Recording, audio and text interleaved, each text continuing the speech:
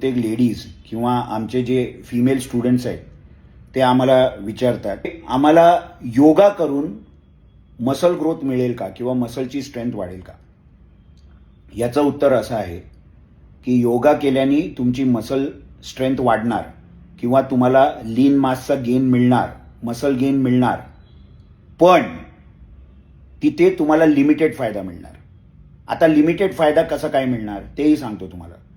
कारण काय, योगा करताना तुम्ही खूपशा आसनांमध्ये आयसोमेट्रिक होल्ड करता. मग जेव्हा तुम्ही आयसोमेट्रिक होल्ड करता तर मसलवरती टेन्शन वाढतं आणि ऑब्व्हियसली त्याच्यानी तुमच्या लीन मासची ग्रोथ होते, ताकद पण वाढते, but that is a minimal effect. तो इफेक्ट खूप कमी प्रमाणात असतो. कारण का, आपल्याला जर मसल वाढवायचं असेल, लीन मास वाढवायचं असेल आणि ताकद वाढवायची असेल तर आपल्या मसल्सना प्रोग्रेसिव्ह ओव्हरलोड पाहिजे, हे लक्षात ठेवा.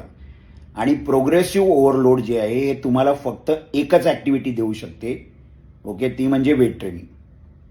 क्लिअर? तर वेट ट्रेनिंग केल्याने तुम्हाला हा फायदा मिळेल. बरं, अजून एक गोष्ट, योगा जो आहे ह्याच्यामध्ये जास्त करून डॉमिनन्स हे टाईप 1 फायबर म्हणजे स्लो ट्विच फायबर्सची असते. ओके, हे जे फायबर असतात हे एन्ड्युरन्स फायबर असतात, फटीग रेझिस्टन्स फायबर असतात. तर योगा केल्याने तुम्हाला थोडीशी स्ट्रेंथ वाढेल, थोडा लीन मासमध्ये फरक पडणार तुमच्या, but that is a minimal effect जसं मी सांगितलं.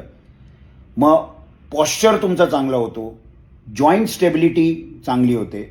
ओके, बाकीचे पण त्याचे फायदे आहेत, म्हणजे हॉर्मोनल बॅलन्स करण्यासाठी वगैरे तिकडे तुम्हाला फायदा मिळणार. पण जर तुम्हाला बोन डेन्सिटी पाहिजे, लीन मास वाढवायचा आहे, तुमचा बेझल मेटाबॉलिक रेट वाढवायचा आहे, म्हणजे तुम्हाला जास्तीत जास्त कॅलरीज बर्न करायची आहे, तुम्हाला ताकद पाहिजे, ओके, हाय एनर्जी लेवल्स पाहिजे, तर तुम्ही वेट ट्रेनिंग केलं पाहिजे.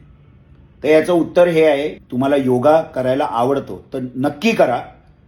आठवड्यातनं 3 दिवस तुम्ही योगा करा, पण त्यासोबत तुम्ही 2 दिवस वेट ट्रेनिंग पण करा आणि 1 किंवा 2 दिवस तुम्ही कार्डिओ करू शकता. जे योगाचे बेनिफिट पण मिळणार, वेट ट्रेनिंगचे फायदे पण मिळणार तुम्हाला आणि तुम्ही कार्डिओ पण करताय.